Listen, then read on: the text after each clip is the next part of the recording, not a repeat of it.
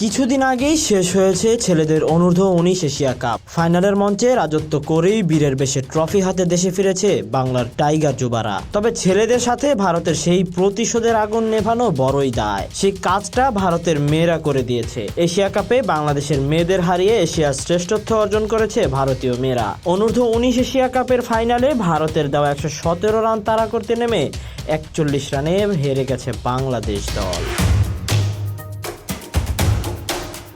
বোলাররা ভারতকে আটকে রেখেছিলেন নাগালের মধ্যেই। রান তাড়ায় ব্যাটিংয়ের শুরুটাও খারাপ ছিল না বাংলাদেশের, কিন্তু রান তুলতে বরাবরের মতোই হাঁসফাঁস করতে করতে রানের চাকার গতি থেমেছে অনেকটা পথ পেছন থেকেই। কুয়ালালামপুরের বেবেমাসের রান তাড়ায় প্রথম 6 ওভারে 2 উইকেট হারিয়ে 35 রান করেছিল বাংলাদেশ, কিন্তু পরের 6 ওভারে যেন নিজেদের মূর্তির মতো দাঁড় করিয়ে রেখেছিলেন বাংলাদেশের মেয়েরা। কোনো বাউন্ডারি তো বহুদূর, 6 ওভারে বাংলার মেয়েরা 6 রানের কোটাও পূরণ করতে পারেনি। এরই মাঝে বাংলাদেশ হারায় আরও 2 উইকেট।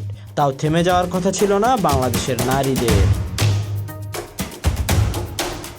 জয়ের সুযোগ থাকা সত্ত্বেও বাংলাদেশের ব্যাটিং ইনিংস থামে 18.3 ওভারে 76 রান করেই।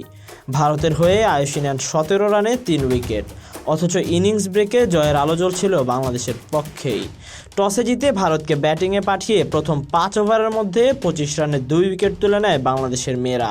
ভারতের ব্যাটার গঙ্গাদি তৃষা ও নিকি প্রসাদের ব্যাটিংয়ে ভর করে 41 রানের জুটি পেয়ে কিছুটা ঘুরে দাঁড়ায় ভারত। তবে শেষের দিকে বাংলাদেশের বোলারদের নিয়ন্ত্রিত বোলিংয়ে ভারত আটকে যায় 7 উইকেটে 117 রানেই। বাংলাদেশের পক্ষে 31 রানে 4 উইকেট নেন ফারজানা ইয়াসমিন, নিশিত আক্তার নেন 2 উইকেট। তবে বোলারদের এই চেষ্টা মিলিয়ে যায় টাইগ্রিসদের ব্যাটিং ব্যর্থতায়। পূরণ হলো না এবারের এশিয়ার সেরা হওয়ার সুযোগ।